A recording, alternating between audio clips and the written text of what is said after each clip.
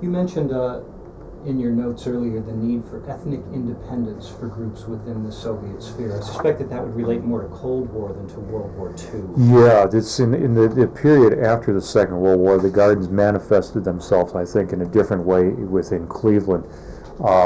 They became symbolic not so much of internal unity or the need for internal unity as they became symbolic of the evil of the Iron Curtain, although evil is a term that I associate with a later president or two.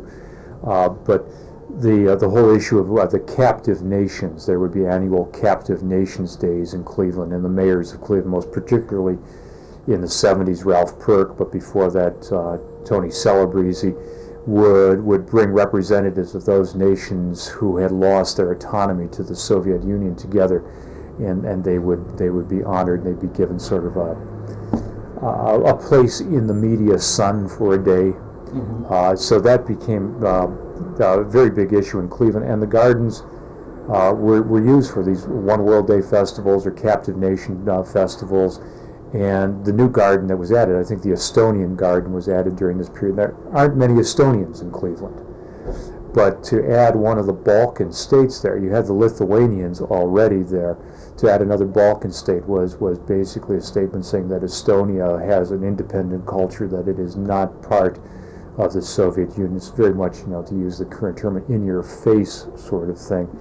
The Ukrainian garden, which had pre-existed, took on increased importance during this period. The Ukrainians, of course, going back to the whole issue of the Stalinist imposed famine, and then the continued domination of Ukraine by the Soviet Union. So the gardens in the 50s and to a point in the 60s were very, very potent in this Cold War ideology. And the other thing, I think in the broader sense, those nations that weren't under Soviet domination that had gardens, again, the issue of multiculturalism, the ability of the United States to tolerate pluralism within its borders versus the Soviet Union's supposed subsuming of all cultures into a greater culture of communist ideology.